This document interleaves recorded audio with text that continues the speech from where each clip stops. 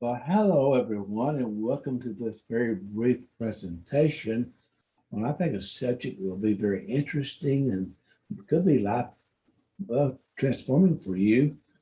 Watch to the end because I have a special offer that's absolutely free that can help you with this information that I'm sharing with you called memories are stored in the body. I'm Dr. Cecil Cochran, so let's get right into the lesson. And let's see what part of the body is responsible for memory. The main part of the brain involved with memory is the amygdala, hippocampus, cerebellum, and the prefrontal cortex. The amygdala is involved in fear and fear memories. The hippocampus is associated with declarative and episodic memory as well as recognition memory. Our memory is stored in the heart, and this is a big one here for me.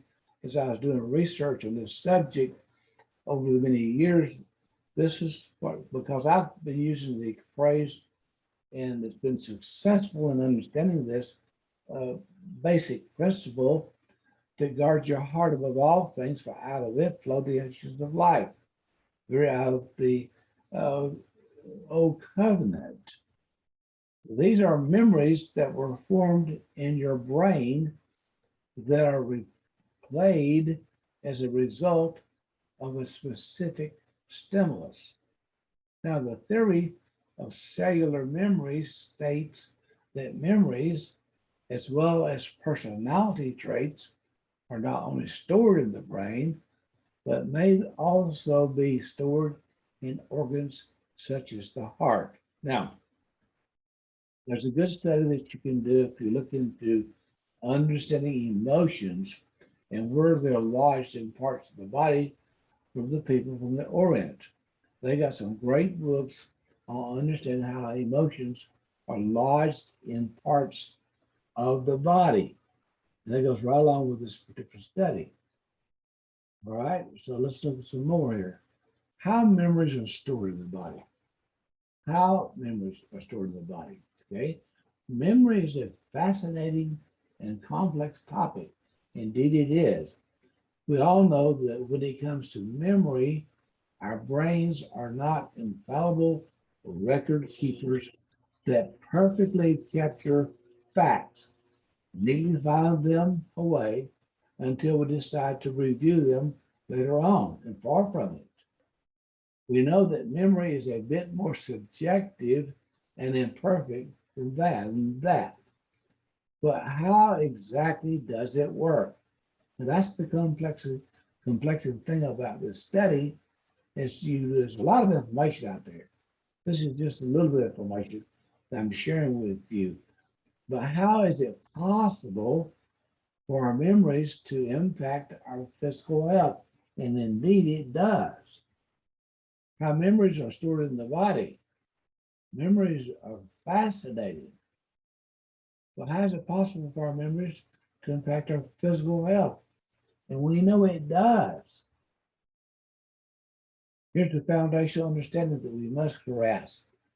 To understand memory, it's important to know that there are two different ways our brains encode memories. And these two types of memories are called explicit memory and implicit memory. So let's get into these two types. Explicit memory is the one people often think of what when they are talking about memory. Explicit memory is the type of memory that you use when you recall facts. It's not remembering state capitals or what you ate for dinner last night. When you recall an event, it plays like a movie in your mind's eye. That's explicit memory. It's predominantly governed by parts of the brain called the hippocampus. Now, then there's the type of memory you're not as consciously aware of. It's called implicit memory. Implicit memory is often experienced as a memory stored in our body, like the ones I'm telling you about, from the oriental folks, like muscle memory. Now we all know that people who play sports of any kind, they do a repetition of it over and over and over and over, and it's called they can do that particular thing they're practicing more efficiently as they develop a thing called muscle memory. Kind of like riding a bike. If you've ever ridden a bike, learn how to ride a bike, then maybe it's been many years since you've ridden the bike, but that's implicit memory. You can get on a bike and probably ride a bike pretty well rather quickly. And this is mediated by the amygdala, the hippocampus neighbor, which is a part of the brain intimately involved in processing emotions related to our survival, which is fear. It's a good thing to have fear. Fear of a snake. In fact, I'm very cognizant of snakes. I have a group in the South where we had snakes, and you're always aware of your surroundings. But here's an example of that.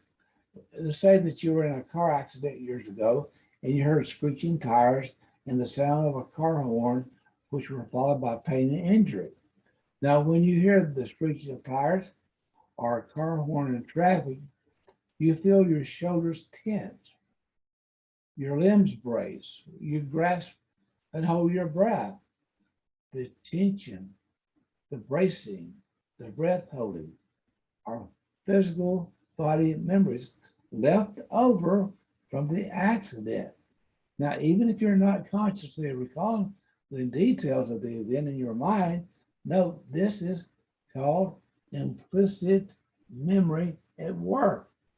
And we all had these events where we have been in dangerous situations, and when we have a thing to happen that's similar to it, what's commonly called a trigger can trigger us to feel a certain way or act in a certain way. And that's what we're talking about with this. The amygdala doesn't have a nuanced sense of time. It doesn't distinguish between past and present when an implicit memory is activated.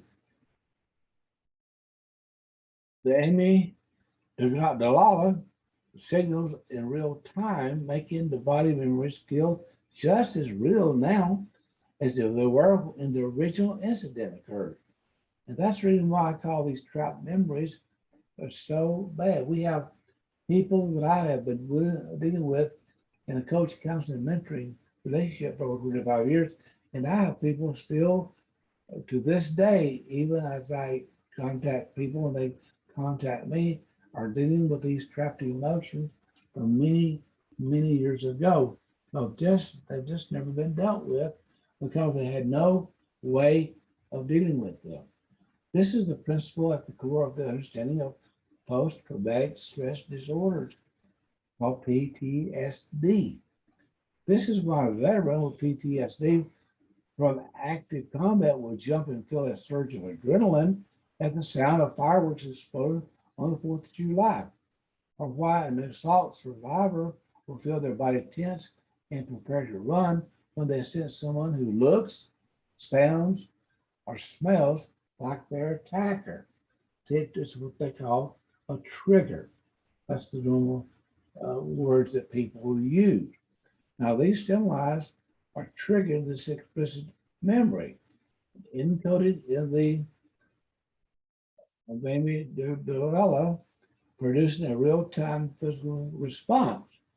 These body memories come complete with changes in muscle activity, breathing, heart rate, sweating, stress hormones, and more.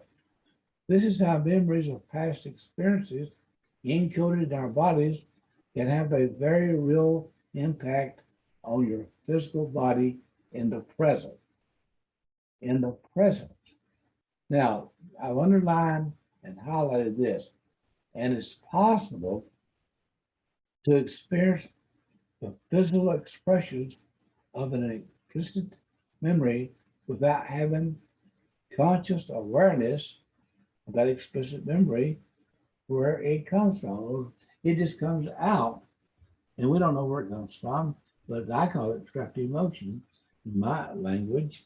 And I think it can be documented if you do any kind of study from the Oriental folks who have studied for many years to understand these trapped emotions, these things of the past that's lodged in different parts of the body. Of course, now not all memories are negative. Some of them are positive and actually very pleasurable.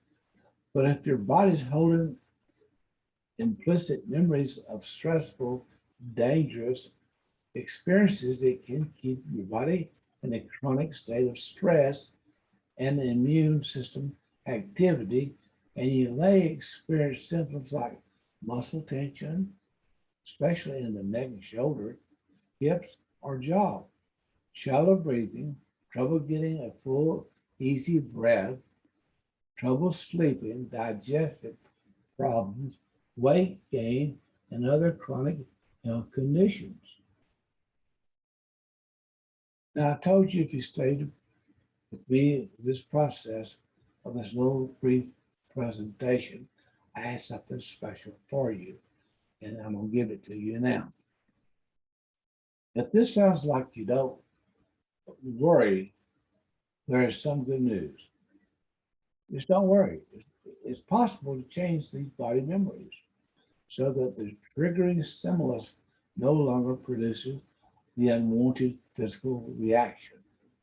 A great place to start is to reach me for a free evaluation as to how to release these trapped emotions, I call them. It's embedded into different parts of the body. This could be a technique that will bring freedom, and it's a free Zoom evaluation. And there's no charge for it. I do it as a service because I have observed that people just do not know how to rid themselves of these emotions that's been dogging them since early childhood. And now they're 30, 40, 50, 60, and even 70 years old and still dealing with these emotions. People will trigger them. They'll say something. They'll look, they'll smell like something. They'll hear a sound. All kinds of things will trigger them for this emotional response that I call a trapped emotion. It's inside the body. And I'll do a free evaluation with you on a Zoom. I'll send you a Zoom link. You can come on and we'll talk it out and find out what's going on. There's no charge. So anyway, you can reach me at Dr. Cecil at iocc.us. That's DRCECIL at iocc.us.